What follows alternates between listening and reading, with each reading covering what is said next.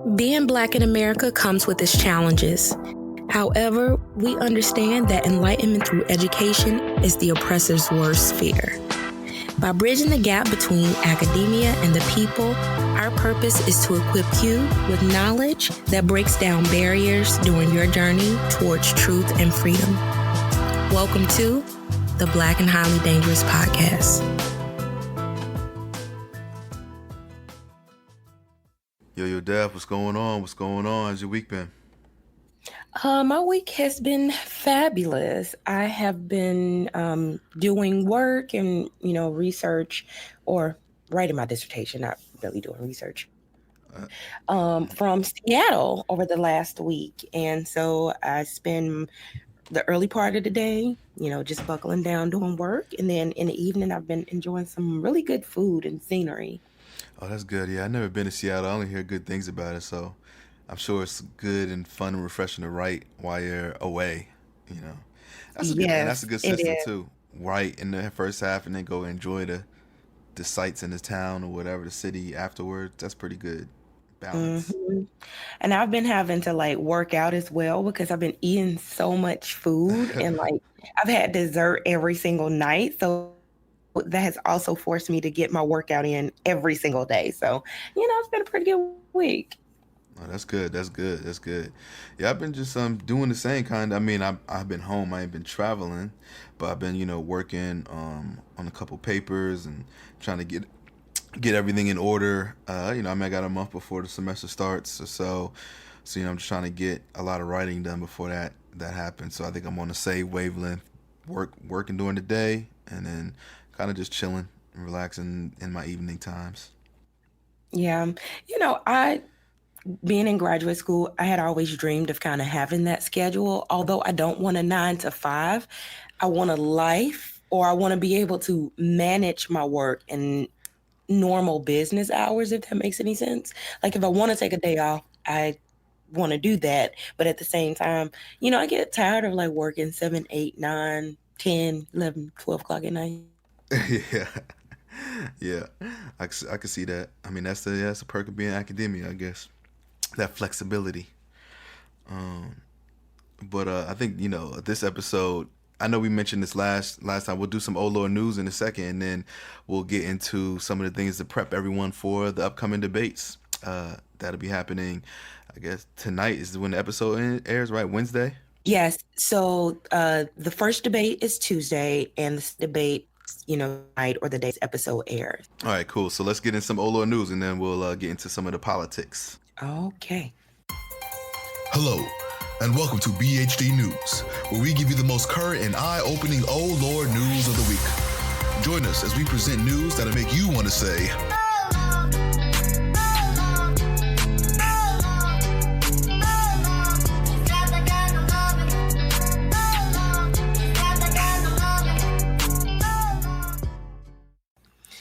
Okay, so we all know that there has been a crisis at the border. We've been seeing some, very heartbreaking stories about how asylum seekers are being treated.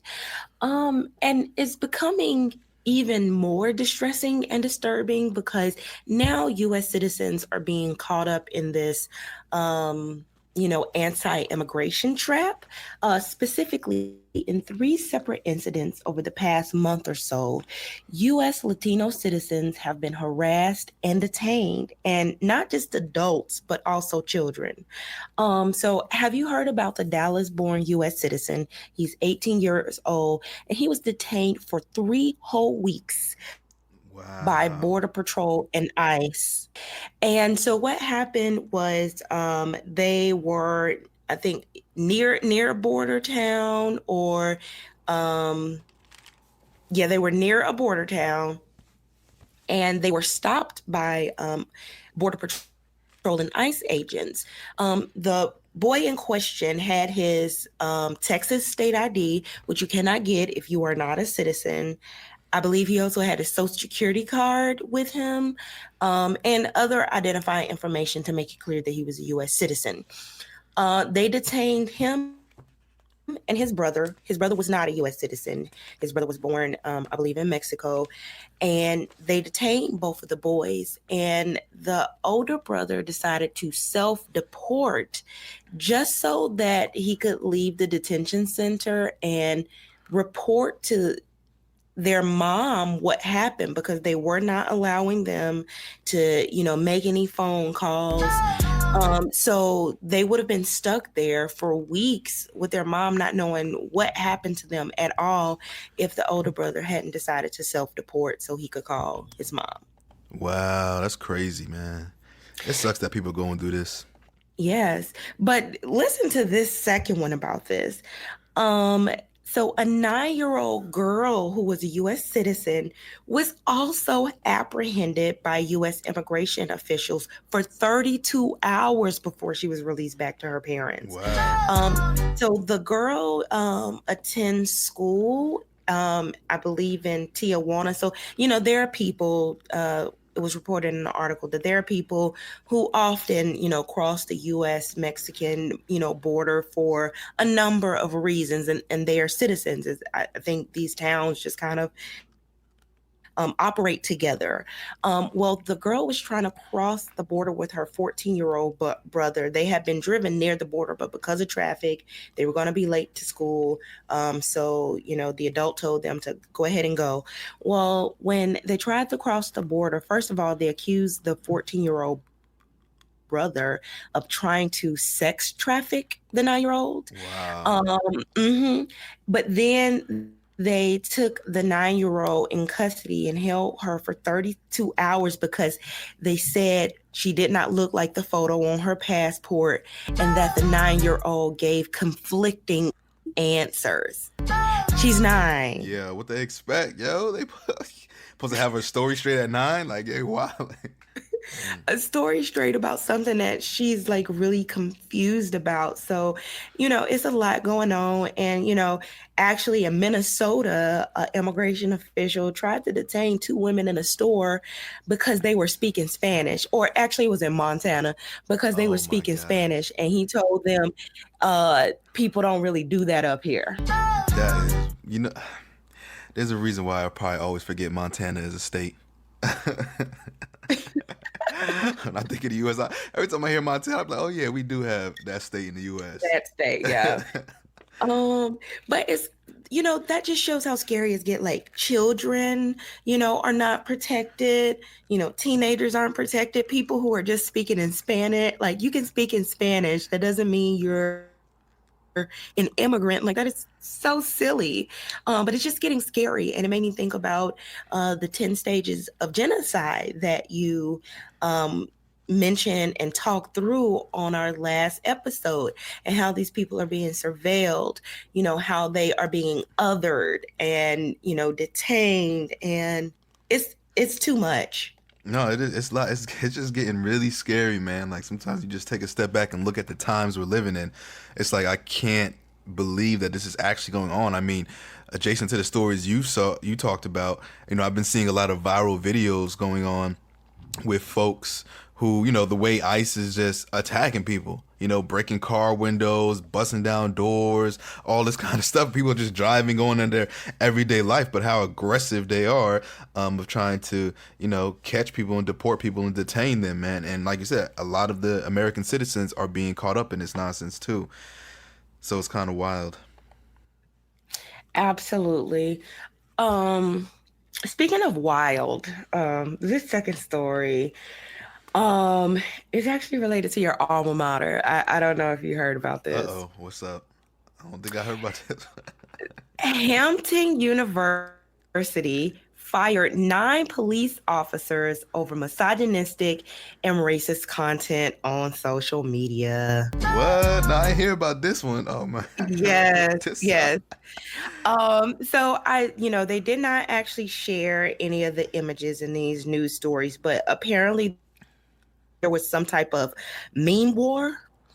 And, I guess they were going back and forth with photos and captions designed to, insult others in the group. And officials said that the memes produced and shared in this group were egregious and extremely inappropriate to be shared in the workplace.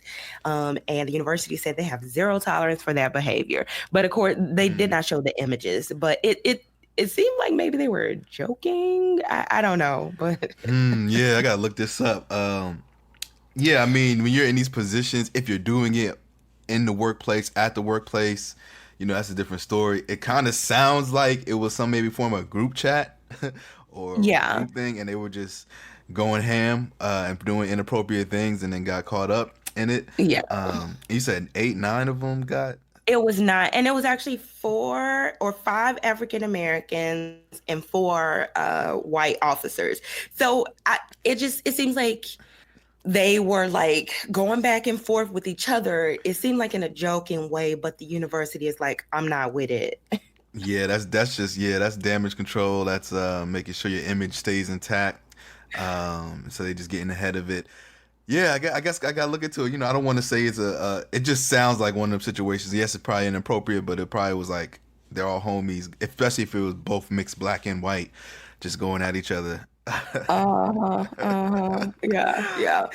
Crazy. Which, like in my research at the school that I did, I actually found like, the students, they would, say things that were considered racial slurs back and forth to each other in like kind of a joking banter way. And I'm just like, okay, that's weird. Yeah. But it happens. Yeah, I actually heard of or read about, I can't remember, it was a long time ago. Maybe when I was in undergrad, one of my psychology professors was talking about how I think there's either studies or like people that work in like really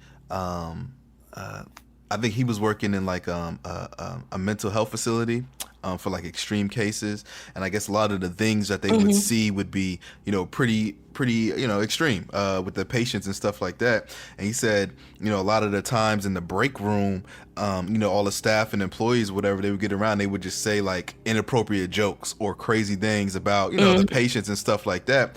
And he said not that they mean it, but it was a form of like therapy in a way where they can like release like all the kind of stress they experience at work.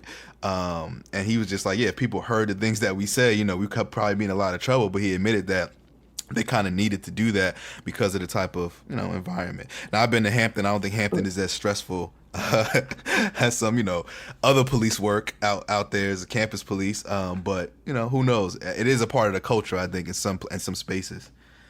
Yeah.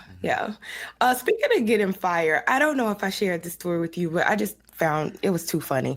So, speaking of getting fired, a 66-year-old public official he's white and he looks like I don't know. His name is Jerry Foxhoven, and if you Google a picture of him, he looks like somebody's granddad, Well, anyways, he was fired or forced to resign because of his obsession with Tupac. Oh, I heard about that story.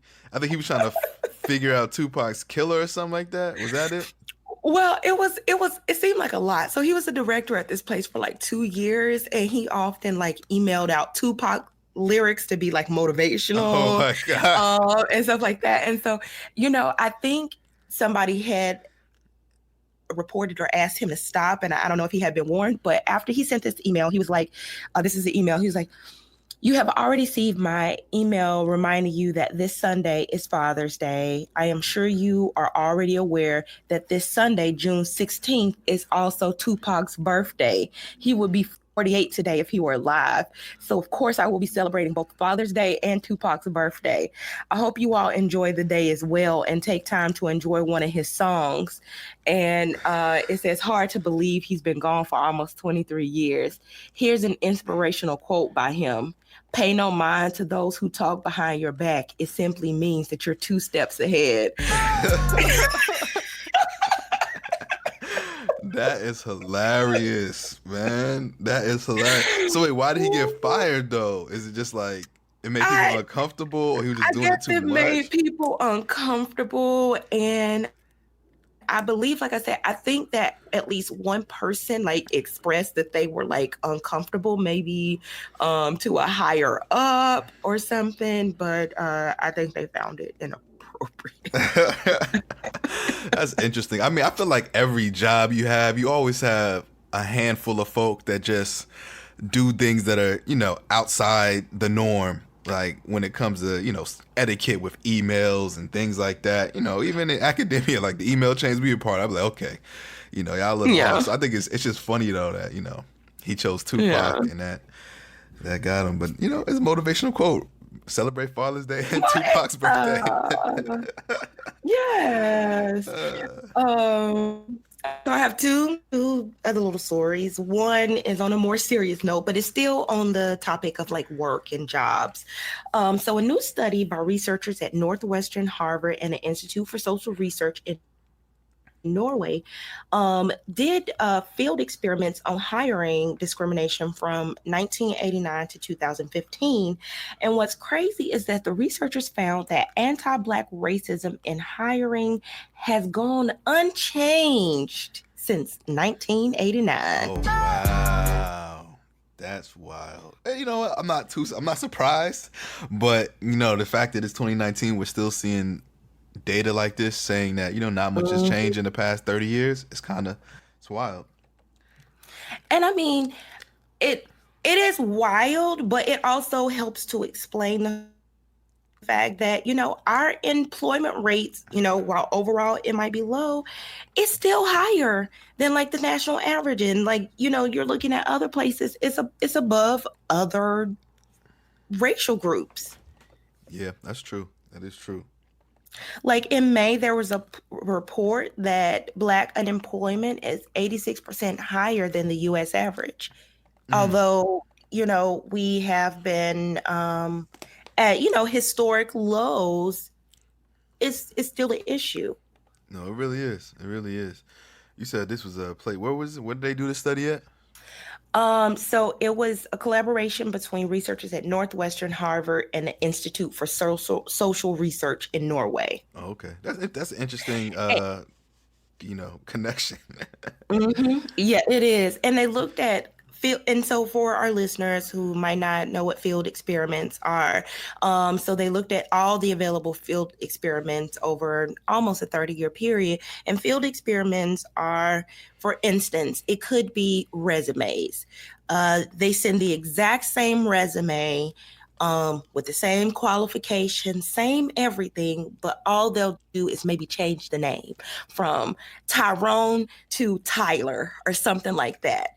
And, kind of looking at whether this cue that Tyrone might be Black impacts their, callback rate. Some people might do voices. So, they might leave a message to say, I'm applying for this job. Some people like Diva Pager, rest in peace. She actually passed away. Mm-hmm. She did an experiment where I believe she was actually sending people in, like physically, so they saw. So it's, with everything held the same, qualifications, education, some people get hired more than others. Yeah, right. And even I think with Diva Pagers, it was like she even made it to the case where they were like the same height, like had the same demeanor, you kind of spoke the same, like physical characteristics, everything. And one was just Black and one was white. I mean, the groups. And yeah, and the whites, in most of these studies, especially when you talk about employment, the Blacks get the shorter end of the straw. Don't get the job, so. But one way I want my people, I want them to get some money. I'm trying to get them paid. This is the last story, but have you heard about like the Equifax breach? Oh yeah, people getting paid. What they say, like 700 million they about to give out? So, Equifax, they, leaked, a bunch of data. This was back in 2017.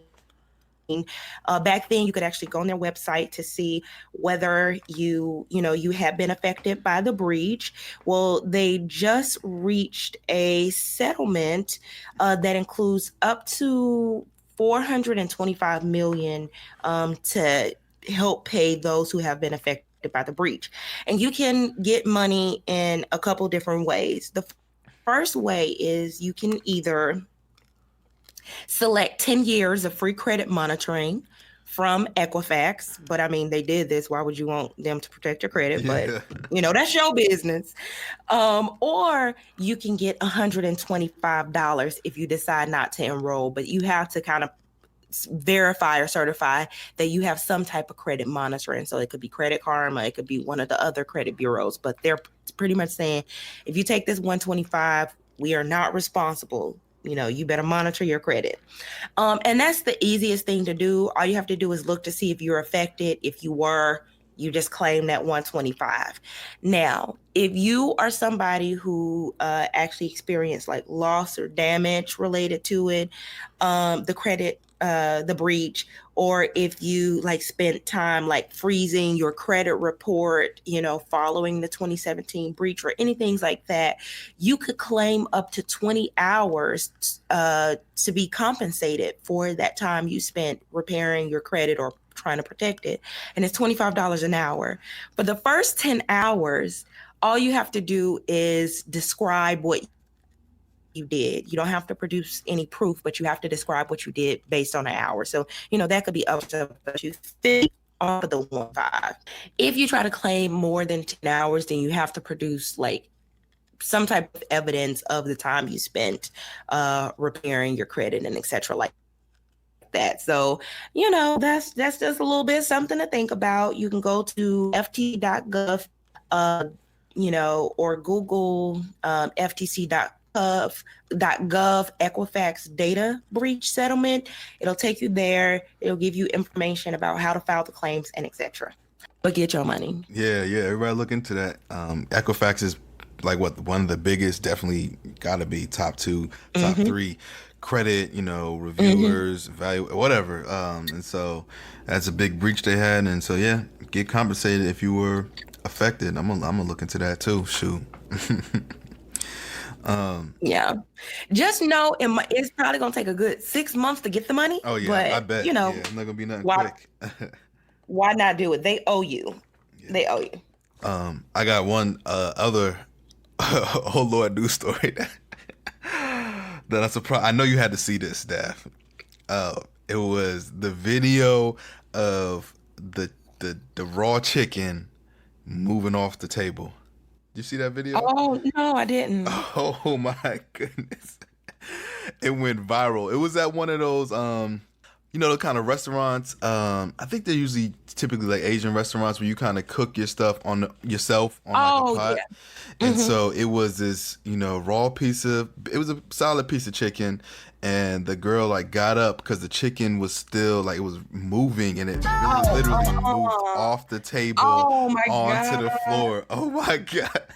Oh heck no! I'm gonna have to do that. Yes. Although I'm scared too, because it sounds so disgusting. Oh my God, it freaked a lot of people out. The internet was going wild. I to this day, I think no one has came out to this moment. I don't think said that it was like a falsified video or anything like that. And it was everywhere, man. I'm surprised you did not see that, because that was creepy as hell. I mean, how did that happen? Like, was it like muscle? Like, yeah, some people say that like when I guess people who are familiar with it, I was reading some of the comments, and some people are like, when you freshly kill an animal like a chicken or whatever, and it's like freshly done, sometimes the nerves are still moving and stuff and attached, and so they think it was like a fresh kill, fresh meat, which is good, which is what you want, right? I'm sure, but but the fact that it was still, oh my God, that girl was freaking out. She was recording, of course, naturally everybody was, but I don't know what I would do if I'm about to like throw this chicken up on there and it just start moving off the plate. If that happened to, I don't even know if I want to watch it, because I know if it happened to me in real life, I would probably be vegan right now. Oh yes, raw vegan. That's what so many in the comments were saying. Like, yeah, I'm about to try out this vegan thing, because this is wild. This is wild. Because you know what, meat sometimes creeps me out anyway. Like, I'm one of those people. Like, when I was younger, if I saw a vein in my chicken, I had to throw the whole dang on thing away. Like, I just could not eat it. Like, I don't know. So, man, that's why I prefer seafood, because you don't run into some of those. Yeah, it's not. Yeah, definitely. The fish is pretty much dead. But that's one of the things that Chris and I, because over this past year, we've pretty primarily been eating plant-based diet. At least when we cook and stuff, we haven't cooked meat in this house in like well over a year.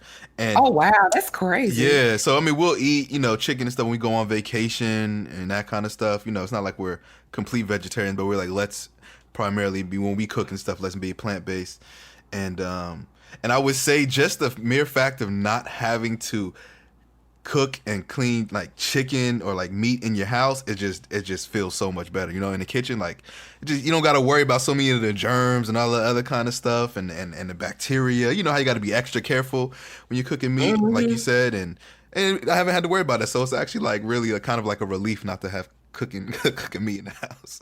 Yeah, I can see it because I hate cooking chicken. I just buy those whole chickens now. I'm just like, Yeah, yeah.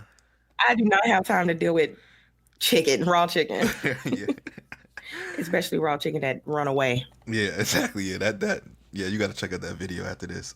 And to our listeners, proceed with caution if you haven't seen it yet. Oh my God. But all right, I think that's it for Olo News. I don't think I have anything else. Let me look. Yeah, I don't have nothing else. Only other thing is that Meek Mill pretty much got his case thrown out, which was big. Oh, I saw that. Yeah. I saw that. So congrats to Meek. And ASAP did not get his case thrown no. out.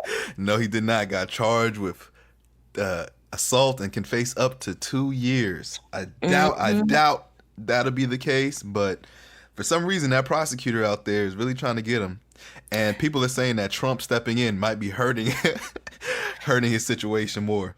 Yeah, actually, the former prime minister published an article. I don't know if it was the Times or some other major outlet, but I read it, and he was kind of saying that the prime minister literally cannot step in and do anything to help. One, that's just not how their government works. But two, if a prime minister were to try to like go in and alter the outcome of a case, they would probably be on the chopping block and lose their job. So it's just kind of like Sweden doesn't work like the US. Like, it seems like their branches are fairly independent, and people aren't going to stick their neck out like that to try to save somebody. Yeah. Yeah. I mean, it just seems like, there's tons of cases like this in the US, just sometimes it's about what kind of prosecutor you get. And it looks like ASAP got one of them that's like, nah, I'm about to make a name for myself by keeping you here and getting you some time. I think they'll have the trial in early August, though. So hopefully, because I'm pretty sure he's in custody until, they have a hearing. They won't let him out to the trial. But that's even good because U.S. trials be taking forever. So at least, it's not as long. Swift justice? Yes, they actually seem like they're upholding swift justice over there in Sweden. So that's wild. And I guess that could start kind of bringing us into some of the things we want to talk about with the candidates coming up. Even talking about ASAP, because I recently saw Kamala. She was at somewhere, I don't know, she was talking, and she says that she feels that Trump reaching out to Sweden about ASAP Rocky is like an abuse of power, and that he shouldn't be doing that, which I found kind of interesting too. Just her comments on that. But all right, we can get into some of the things you want to talk about. Yeah. Well, since we're on justice, I guess we can start with the Mueller hearing, and then kind of move into some election stuff, because some of the information released or released during the hearing and in the report has important implications for the election. So I'm going to talk about the debate, but we'll just briefly talk about the Mueller hearing and some of the key takeaways. Yeah, I got a chance to watch a good chunk of it while it was on live, and I just found it was interesting because he really wasn't saying much. A lot of the questions he was just like, I choose not to answer.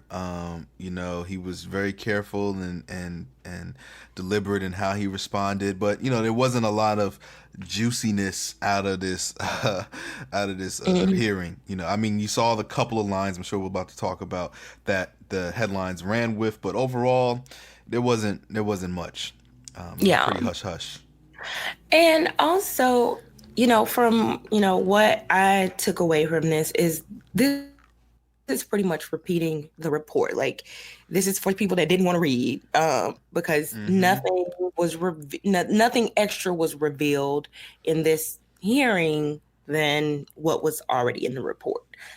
Other than maybe, of course, him, saying that the investigation was not a witch hunt, and things of that nature. But it's just kind of like, if you don't feel like reading the report, I guess you can watch the hearing.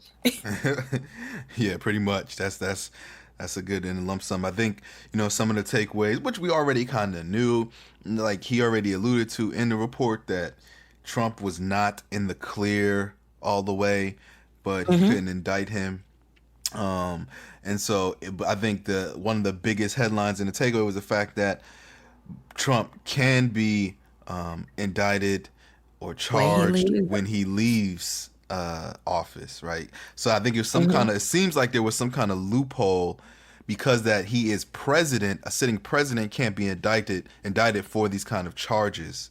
And, Mm-hmm. and that was seems to be the main reason that Mueller couldn't pursue anything with Trump just because of his title. So that was interesting to see, like, okay, well, now it definitely gives, I'm sure, some of these Democratic candidates some more ammo, like, we beat Trump, we're going to charge him for his crimes, which they would be Mm-hmm. allowed to do, which would be interesting. But by that point, I really don't care. Just get this man out of office is my main concern.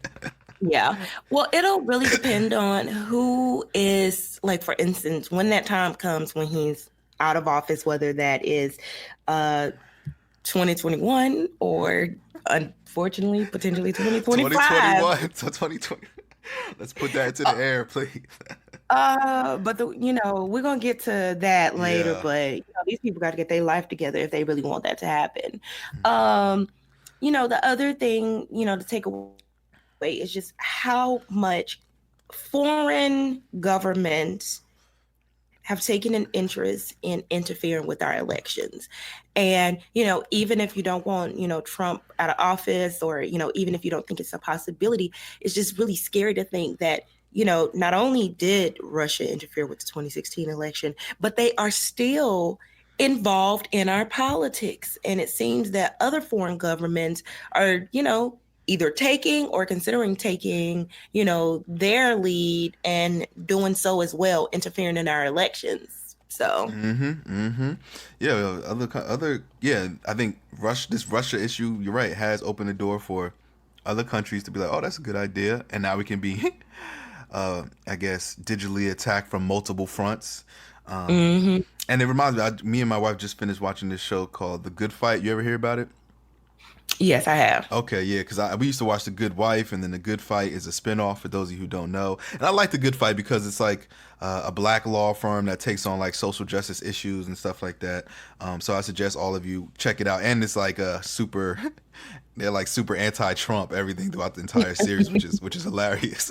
But anyway, one or two of the episodes in the second season highlighted like they were trying to like the DNC was trying to get their law firm to like help indict Trump, but they were looking at they were like kind of breaking down how Russia attacked the US or used the kind of digital warfare in a way. And it was interesting because the way they did it was it's called targeted something or other, where they like create a certain they only, so like there's certain things where only certain people, I mean, we knew this when they were targeting people like Black Lives Matter and stuff like that, but the way they did it was like they put in certain demographics and they get it down to like a couple thousand, and they would send out these false news reports intentionally to these certain eyes, right? So not everyone would see it. So there's probably things that you and I didn't see, but there's a certain typecast of folks that were in their system that these false news reports would go out to, and no one really knows. So they would target like small numbers of people, so we couldn't pick up until like later on. You know what I'm saying? Which was smart. But the episode really broke it down. I was like, that's pretty cool. Showing how they did that. But it's important to, I guess. And I know we've talked about this before in the podcast, and Daph, you talked about it. Like even now, to really vet the sources you're reading online, especially things that you're getting from social media, because that's where when these attacks happen, like Facebook and stuff, they can target us because we have our information up there. You're black, you're in this age group, you went to school, yada yada yada. And so if false reports coming, we just got to pay attention to exactly what we're reading and make sure those sources are credible. My personal policy is, if I'm strolling Facebook in particular, and I see a story, and I don't know, it seems off. It seems like, this is like potentially like T worthy information, like something that just seems a little bit too interesting. I immediately go to Google. I search the topic independently. Like, I don't put in the title of that article, and I try to see if I can find a credible source that can verify what I just read. Mm-hmm. And so that's just kind of my policy. Even when it comes to like a credible news site, if I see information, I try to find it somewhere else as well, just to vet it. And there are like independent news outlets and things like that, and not saying I don't trust them, but if I read something on an independent news outlet, I try to go to like a large or major news outlet to see it. And BHD, we're independent, we're giving you all information. Vet us, vet what we're saying, Google it. You don't have to take our word for it. And that's why we're so big on like giving sources and giving resources to back up the things we say, because we're in a time of disinformation. Mm-hmm. And like Mueller said on Wednesday, Russians, they are interfering with our government as we are sitting here. You know what I'm Mm-hmm. saying? That's how serious it was that he kind of put that out there. Yeah, that was one of the more definitive statements he made. The entire thing is yeah, Russia's still messing with us, and we need to take that threat very serious, which is important. I think you're right, and I would like to see our listeners, if you got suggestions, if we were inaccurate in something, let us know so we can, correct it, or at least on the next episode address it, clarify what it is. We are very open and receptive to that. You won't be offending us whatsoever, Not at all. and it's the academics in us too, just the practice of, yes, because for me, like, my rule of thumb is like, I need to see this in multiple sources. I just can't take one source and be like, oh, this is the most credible thing. I like to look at, and sometimes Facebook will catch people because it'll be like a certain article and it'd be written like 2 years ago, and it's just like resurfacing and people are acting like it's new, and so it's like, That's a big one. yes, that comes Look up at a those lot. dates. Yes, please. That's one of the first things I look at is, when was this published? Because then you don't want to be out here talking about outdated information. Because that happens so much on Facebook, like I can't even It count the number of does. times. So yeah, that's one of the first things I Yeah. should look at. Okay. And it's crazy. Although that we're taking these threats seriously, it does not seem like Senate Republicans are taking it seriously, because over the past week, they have blocked 4 pieces of legislation that sought to bolster the security of U.S. elections. And most of them dealt with, I believe, trying to secure like voting machines, because there was in a Newsweek article, it said it would place a heavy burden on 2 of the largest voting machine vendors, who I guess apply up to like 80% of all voting machines. And what's crazy is McConnell is the person who was just like, no, we're not voting on this, or this is so partisan, et cetera, et cetera, et cetera. But of course, he received campaign donations from those very uh, lobbyists, like voting machine lobbyists, before blocking those security bills. Yeah, see, I'm not surprised. It's very interesting how they are more likely and move more quickly to stop American citizens from voting, and than they are to stop, international interference with our democratic process. Mm-hmm. Mm-hmm. How hypocritical is that? That's so Yeah. crazy. Okay. They don't want US citizens deciding. They want Russia deciding. Yes, because it probably works in their favor. Oh my goodness. Okay. All right. What else you got?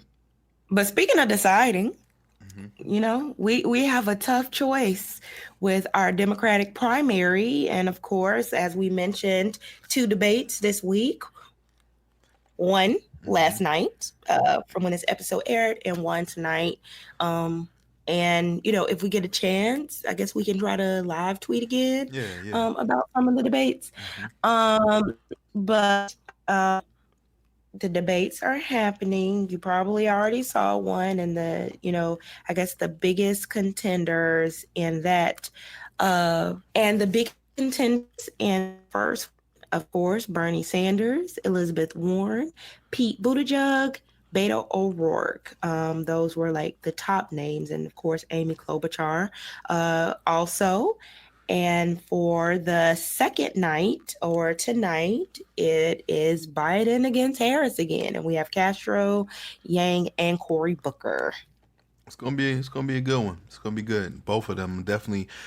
Again, we'll live tweet. I know this episode. We'll post it on social media and stuff like that too. That we'll be live tweeting. But I guess we can talk about some of the things that have recently come out this past week or so with some of the candidates.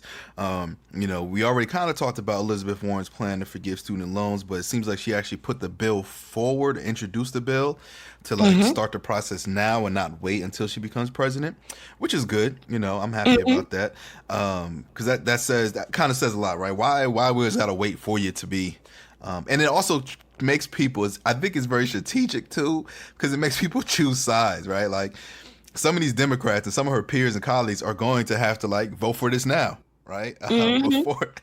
Yeah. Oh my God, I didn't think about that. And so it's like, I'm gonna put this on the table now, and we're gonna put a proposal, and I'm gonna put you on the spot. So are you, Kamala? Are you Biden? Are you Warren? I mean, not Warren. Bernie and all these other folks. Are you gonna be like yes to this, or are you gonna, push back? And that's going to draw some lines in the sand. So I think it's also strategic on her end, and it's clever. So I actually want to see how this plays out. Yeah, I agree. Very clever. But it's just going, I feel like that is saying, like, I'm going to put my money where my mouth is. I'm not going to just tell you all of these grand ideas I have. I'm going to put it forward. And, there's a lot of politics that is, going to happen around that bill, but, we'll follow it and see. Another person who, came out with plans recently, and we kind of mentioned this at the end of the last episode, but Biden put forth an alternative to Medicare for all with a public option health care proposal. And it would pretty much kind of expand Obamacare.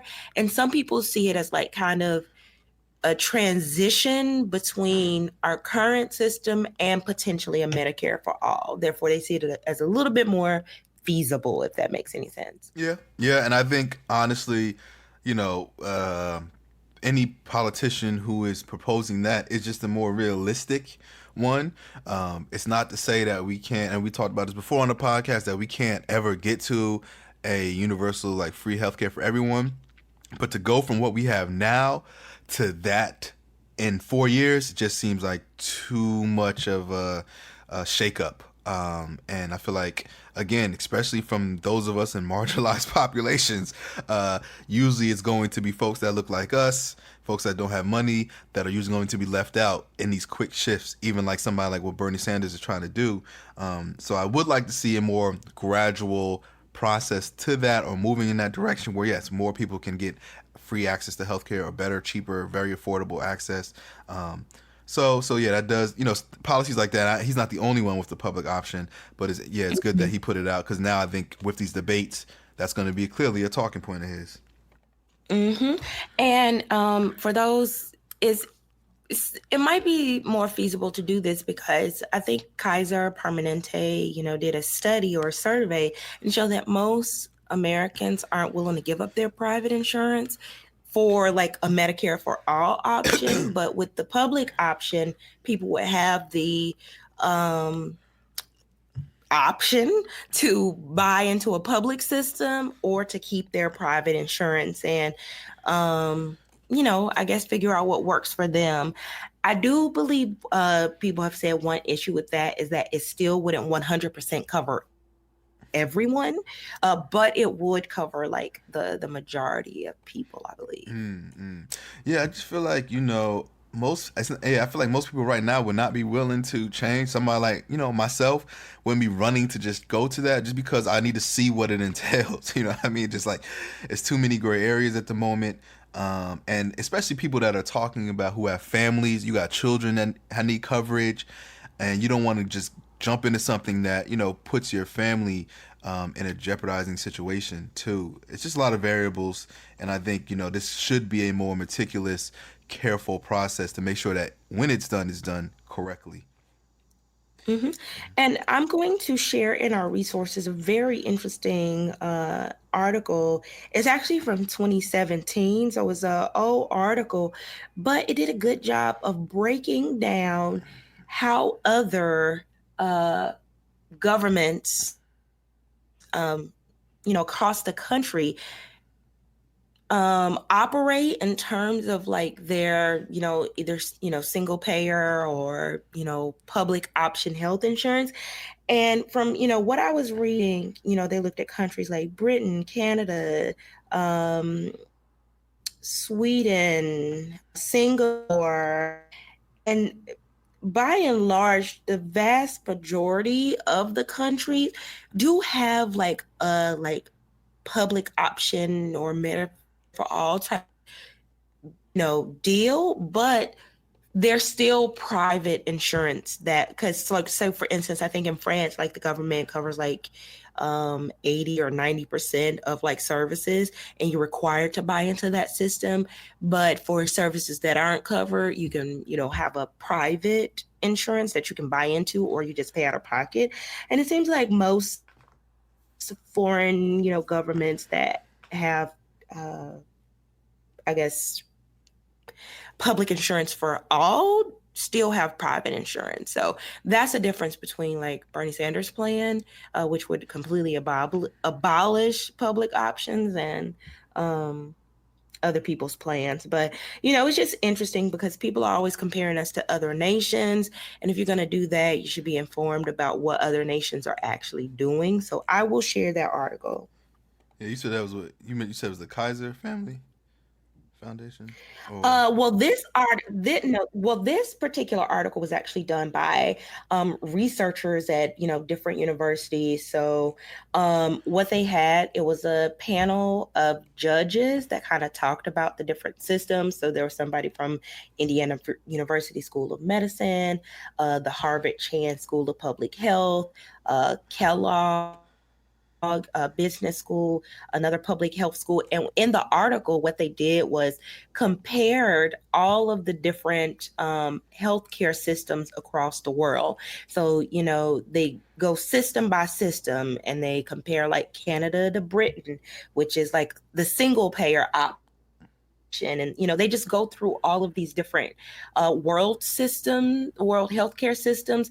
They explain it, but they also kind of judge it to see like what works about it and what does not. And it's an article, a New York Times article that I'll share. yeah, nice, nice. No, that'd be cool to check out. Yeah, because I was looking at the Kaiser. This one article. It was on Vox, but they're citing data from the Kaiser Family Foundation and just kind of getting like what the public perceptions are on Medicare for all, and pretty much most majority of people they surveyed, majority of Americans said that they are willing to pay more in taxes to cover the cost of health insurance, and but 55% of them also said that they would want to keep their current health insurance, right? And Mm-hmm. 37% said they would not. So it's like this disconnect of, I think people are in favor of giving a broader healthcare system for people that can't afford it, need it, whatever, and we're willing to pay taxes for that, but people aren't as willing to give up their private. And I think a part of it is just the unknown, like what would that entail, what would that look like, Mm-hmm. and then once more information. Even in the article, it says like the biggest thing about this is views have shifted once people have been more informed of like what it actually entails, what it's about, and then everyone is a little bit more likely to buy into it. So I think this is a part of like Bernie's issue, as well as like he's not fine tuning or really doing a good job at explaining the details of what that would look like to garnish more support. So we'll I see. agree. He really needs to be more detailed about his plans, because a different article I read, kind of broke down that, Medicare for all is potentially different than like single payer and like socialized medicine. It's kind of like there are a lot of words and terms that have been thrown around, and candidates need to be very clear about what they're talking about. And you do that by releasing very specific plans about what it looks like for us to receive health care under, any particular system, how it's going to be paid for, and how realistic that it's actually going to be accomplished. Because don't run on a policy platform that can't happen. Yeah. Because then I'm going to be pissed. Yeah, that's true. That's true. um, I want to really quickly move on to this, because I had a question I will ask you about too. But recently Kamala Harris, and she's talked about this before, but she's kind of unveiled her plan, which she said is a part of her Black agenda. And when she gets in office, she wants to propose $74.5 billion for Black higher education and business, to kind of decrease the the Black-white wealth gap, and a lot of the money. She says pretty much $60 billion of that she wants to invest into STEM programs at HBCUs, to help, get these programs, or, get more, give them more resources and strengthen the programs and get more exposure to Black students in these spaces, which I think is great. But why is everything about STEM programs? Why can't the liberal arts or other programs also get a piece of that pie? You know what I'm saying? I feel like, and this is just probably my bias because I'm not in STEM. I definitely understand the value and the resources needed, but it's like, being a professor, being somebody in liberal arts, wanting to do things for the community, it would be nice to be able to apply for those funds to be able to contribute to things in the Black community and socially, whatever it is, outside of STEM. And it's just not, a Kamala thing. It's generally a pattern I've been noticing when people donate. It's, to STEM program. And I feel like even going to a school like Purdue, them STEM programs be the ones that already have like so much money, and the buildings and the facilities and the higher salaries and all that great stuff. And it's just like, oh, now they're going to get, this is for HBCUs specifically, but it's kind of like, they already have a lot of funds and money. So I don't know. That's just my critique. I feel like I'm tired of like the push for STEM too, because one, we need all types of people in the world. We don't all want to be like robots doing the exact same thing. A lot of my friends are in STEM fields, and I really love the work that they do, but we also need people in other fields. And so even when you think about businesses like in like Silicon Valley, think of the Facebook, like Facebook is essentially a psychological experiment. And Mark Zuckerberg himself will say how the role that like studying psychology or understanding psychology played in building this business. The arts and liberal arts are needed. How many people cannot critically think about the things they are reading? You know what I'm saying? Like, we can't just focus on like math and science. We really need to be focusing on civics. We would not be in the position we are with our democracy under threat if people were taught civics in a rigorous way, because that's fallen by the wayside in K-12 education, with the focus on math testing and science testing and English and reading testing. But, we aren't teaching our children about government. And look at the crisis we are in right now. I'm just thinking about some of the text messages, these kids send each other. We need to focus on the language arts as well. But it's just kind of like, it can't just be about math and science. We have to be able to communicate ideas. That's language arts. We have to be able to like understand each other. That's psychology, sociology. It's so much more than math and science. Oh my God. Yeah, it is. And we just even think about the strides our country has made and the leadership that we've had. When have you heard of an engineer, paving the way for social change. I'm not saying that they don't, but it's the leadership and the knowledge and education that you learn in some of the social sciences that better equip you to understand human nature and social organization better, to actually articulate what we need to address and how we need to address it. And so it's just like you said, I think it's equally as important to highlight those things, because it just I think can produce better humans in a way, and just people, because that's what we focus on. And even again, being at a place like Purdue, and outside just like the black students, just a lot of the folks who were in STEM, it was like two completely different worlds. When we would do things, we would have conversations, larger conversations on campus about the climate and stuff. People in STEM would be like, I have no idea this was going on, or, what is the big deal? Or it was like such a big disconnect on even on a campus. It was such a big disconnect.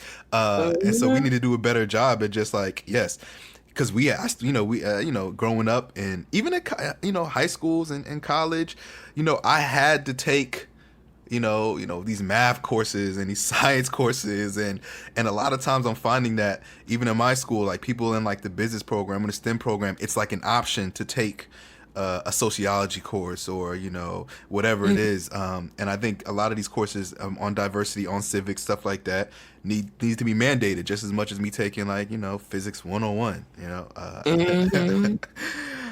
But that's I agree.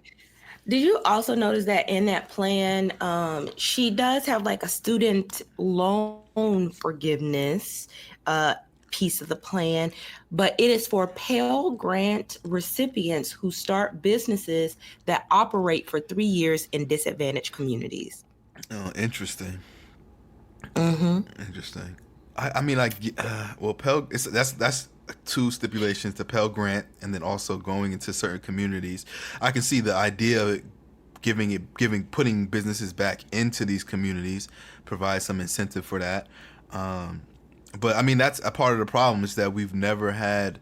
I feel like we do have incentives, but people it don't seem to make much of a change of people going back to the communities, and it's always been like nobody goes to the poor, disadvantaged communities until they start being gentrified. And so I don't know. It's a lot to it. Not to say it's a terrible plan, but I got your critique. It's so niche. Yeah. It's that's so, yeah. So I don't know. Yeah. And also, where would the $60 billion, $70 billion be coming from? Like, where would you just get $75 billion just to give to black HBCUs and businesses? That's a lot of money. That's another question too. How would you say, but how will we actually get it? That's what I want to start seeing more of. These politicians, like, y'all talking about getting these billions of dollars, but how? Like, where? What is your plan of getting these things? Because we are being. I just don't want to. I guess I like the whole thing, like we said before. We just don't want to be sold the dream, right? Well, Biden said he's not gonna be nice tonight. Oh, that's what he said. If people come after him, he ain't gonna be polite. Yeah, I know it's gonna come, because he is mad. He did. I know it hit him deep, that surprise attack by Kamala, which I don't even know why it's a surprise to him, but. It's funny because I picture Kamala like, before the debates, like, hey Joe, what's up, and in the back of her mind, she know what she doing, and Biden like, oh, we cool, Yeah. it's gonna be a good, nice debate.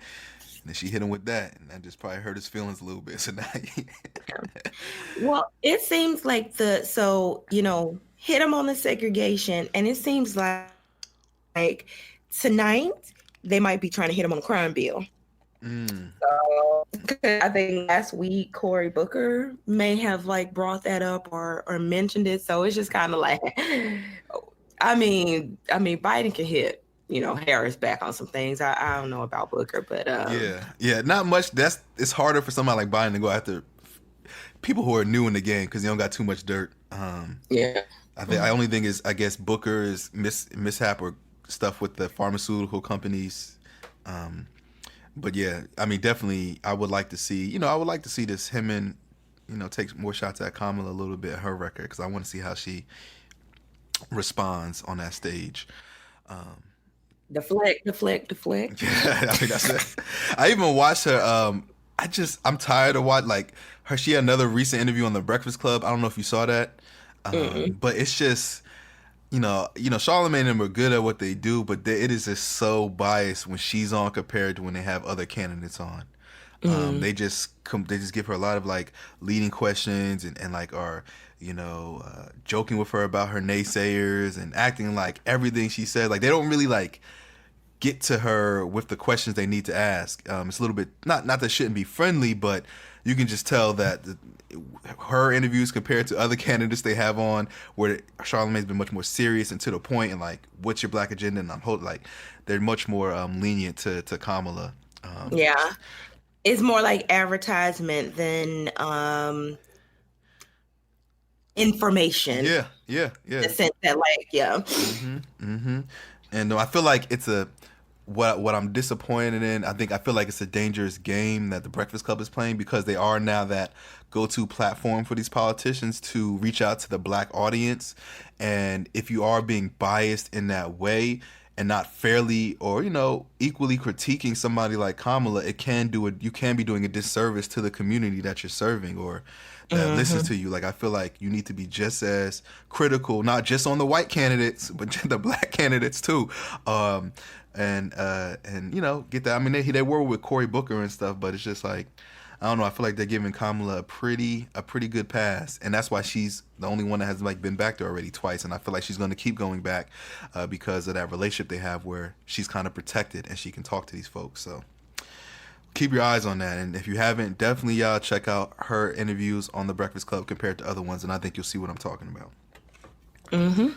Well, this debate or this set of debates right here is going to be make or break for the candidates who are, not already at the top, because the threshold, as we've mentioned before, to get into like the September and October debates are really high. And right now, only 6 candidates even qualify to be on the stage in September. And that's Biden, Buttigieg, Harris, O'Rourke, Sanders, and Warren. Then Cory Castro, Booker doesn't even qualify. Castro and Booker doing a pot. Okay. So for instance, to get in the September debate, you have to have at least 2% in 4 polls. So like polling at 2% in 4 different polls, and acquired donations from 130,000 unique donors. And so there are people who have met one of those thresholds, but not the other. So, for instance, Yang and Castro have met the donor threshold. So they, people are interested in them, but they're not polling at 2% right now across 4 Okay. different polls. Booker is polling at 2%. But he hasn't gotten get the money yet? 130. No. Oh. And he probably has a lot of money, but he needs the unique donor. Like, he needs more people to believe in him, if that makes any sense. Oh man, wow, that's The interesting. same thing for Amy Klobuchar. She met the polling, but not the donors.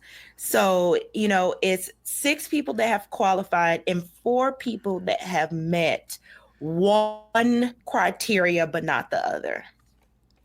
Okay, so you're gonna see people who are on that bubble probably be a little more scrappy in this round of debates. Yeah. Trying to get their name known. Yeah. I mean, I have a feeling that Castro and Booker will probably end up meeting their other, because especially Castro, if you got 130,000 people that were willing to donate, especially after this debate and they start doing more polls and stuff like that, I have a feeling. And Booker, he gonna have to be scrappy to get more donors. I don't know how many he has right now to say how close or far he is. Yeah, that's interesting. Yeah, I would have thought Booker would have had the donors. So I mean, you're right. He probably does have big donors, but not the unique donations. So interesting. Something to keep your eyes on. And for those of you who like these candidates, go ahead and throw a couple dollars, $10 or something, just to give them that unique donation if you want to see them into that next round. And you know what? I actually did that for Castro is not, and because in a poll, you know what? I can't say I would vote for him in a poll, so that's interesting. But I wanted to hear more, so I wanted to make sure he was on the stage. Yeah. So I actually didn't think about that, because if they asked me in a poll, I probably wouldn't say I would vote for Castro, but I was willing to give him $5 to put him on. To put him on the stage, yeah. I mean, that's good. I mean, I think a lot of people they want to probably hear more of people like Castro and maybe Booker, whoever else, because I think they're a little different than what we've been, seeing so far with some of the leading candidates, and so we'll keep my eyes on it. Yeah, it's interesting, and I wouldn't mind getting down to just one night of debates. I actually think it'll be two. I think. Let me check Wouldn't that. be surprised. Yeah, it's still two. It'll be on September 12th and 13th. So like if there are 10 candidates, it's 5 and 5, so people will get more time, so maybe we'll get more substance. Okay, yeah, those are debates I'm waiting to get to, when they can talk a little bit more, and we can see who separates themselves from the pack, or who shoots themselves in the foot, because that typically happens. Okay. Yeah. All right. But yeah, so just kind of looking forward to these debates, just trying to see where our country is going. Yeah. And before we close out, I just want to highlight one story that I forgot to mention earlier about Trump, because this might be important for some folks, or just to know. Have you heard about what was going on about the food stamp benefits? Oh, that Trump was trying to get rid of them or something like that? Yeah. Or cut them? Yeah, so it's like a proposal, Trump administration, where pretty much 3 million people could lose their food stamp benefits because they're trying to close what they call as a loophole that essentially allows states to give benefits to those who do not otherwise be eligible by raising or eliminating income and asset limits. So pretty much 40 states, most of the states in the country do this by just pretty much giving the opportunity or option to give food stamps to people that may need it but may not fully qualify. And Trump is trying to pretty much completely take that away. Most of the people who qualify in this loophole that they say are people who may have a job that may make them not qualify, but their expenses, such as paying a lot for childcare, is one of the reasons that they still get awarded for these SNAP benefits, because so much of their money goes to like daycare and stuff like that. So those people would be the ones most affected, where they won't be able to afford childcare anymore. Which causes so many other issues and stuff like that. So just something to keep your eyes on with the proposal. Again, they're trying to say it's bipartisan, non-bipartisan. Who knows? We'll see when it gets pushed down the line. I think they have 60 days to comment on the proposal. People, and I think came out in a week or so ago, within this past week, maybe like July 23rd, July 22nd. I can't find the exact date. But anyway, I just wanted to put that out there. So those of you on food stamps, know people on food stamps, or things like that, or work in these services, you want to, begin to possibly inform people of what can potentially happen if a bill like this gets passed. Okay. Okay, good information. But all right, other than that, check the debates. We'll definitely talk about them next week, and our takeaways and what we've seen and what do we think could happen. I'm sure there'll probably be some funny memes going around again. We'll see if people are going to continue to speak Spanish again like they did in the last one. Maybe somebody will be different though in another language. Who knows? Maybe somebody will be funny and try to speak Russian. That'd be funny. Oh, get out. Well, no, we'll have fun with that and keep everybody up to date. But if you haven't yet, follow us on social media at BHD Podcast on Twitter, Instagram, and Facebook. Keep up with all the latest content, blackandhighlydangerous.com. You can also email us at bhdpodcast@gmail.com with your ideas, people you want us to reach out to, questions, comments, concerns, whatever it is, reach out to us. If you haven't yet, please review and rate us on iTunes. It really, really helps us out a lot. And then other than that, share us with your friends, share us with your family, share us with your enemies, and as always, continue to be the oppressor's worst fear. If you're interested in continuing this and other conversations, visit our website, blackandhighlydangerous.com, to subscribe to our email list, suggest topics, and participate in our discussion forums. Follow us on Twitter, Instagram, and Facebook at BHD Podcast. And please don't forget to subscribe and rate our podcast on your favorite platform. And as always, continue to be the oppressor's worst fear.